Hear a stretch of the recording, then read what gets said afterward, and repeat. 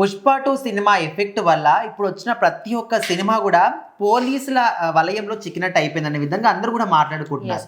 ఎందుకంటే ఇప్పుడు పుష్ప 2కి సంబంధించిన సంధ్య థియేటర్ దగ్గర జరిగిన ఘటన వల్ల అందరు ఏంటంటే క్రౌడ్ ఎక్కువగా జమ అయితే ఫ్యూచర్లో కూడా మళ్ళీ అలాంటి ఇన్సిడెంట్స్ ఏమైనా జరుగుతాయేమో అని చెప్పేసి గవర్నమెంట్ అయితే మొన్న ఒక మాట అందనమాట.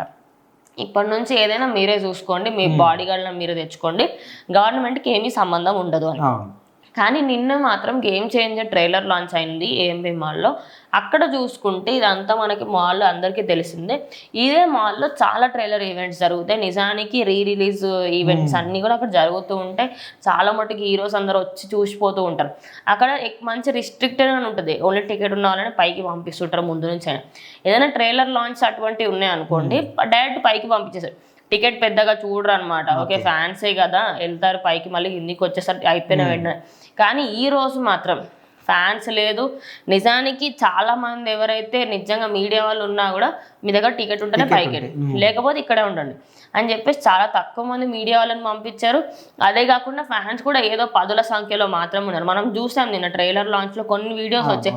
మొత్తం థియేటర్ మొత్తం ఖాళీగా ఉంది. జస్ట్ అక్కడ ఎవరెవరైతే ఉండాలో మీడియా వాళ్ళు అంతే, వాళ్ళు తప్పించి ఇంకెవ్వరు లేరు.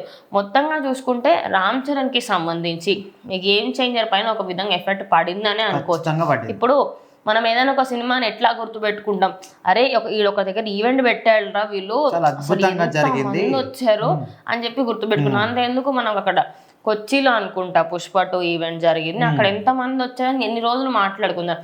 ఇప్పుడు అదే దానికి సంబంధించి ఒక దానికంటే పెద్ద బిగ్ బడ్జెట్ మూవీ, ఇది కూడా పాన్ ఇండియా మూవీ, మరి దీనికి అంత ఎందుకు రాలేకపోయింది అంటే ఖచ్చితంగా పుష్ప 2 ఎఫెక్ట్ దీని మీద పడింది. అది 1% 10% పక్కకు పెడితే 1% పడ్డట్టే. ఇప్పుడు అక్కడికి వెళ్ళి తొకిస్లాట్ జరిగింది, ఒక ఆమె చనిపోయింది, ఇంకొక వాళ్ళ కొడుకు కూడా విషమ పరిస్థితిలో ఉన్నాడు. సో ఇంకా ఏ సినిమాకి సంబంధించి ఏ ఈవెంట్ పెట్టినా కూడా అలాంటి పరిస్థితులు రావద్దు.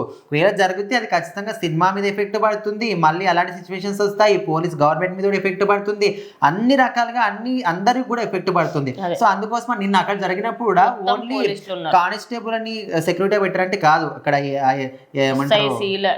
వాళ్ళు కూడా రావడం. నిజానికి ఇది చాలా మందికి షాకింగ్ గా అనిపించింది. ఓన్లీ కానిస్టేబుల్స్ వస్తారు, అక్కడికి సిఐ కూడా వచ్చి ఆయన కూడా కొంతమందిని ఎక్కడికి వెళ్ళలేదు మీరు ఇటు కిందికి వెళ్ళిపోండి అనే విధంగా చాలా స్ట్రిక్ట్ గా వ్యవహరించారు.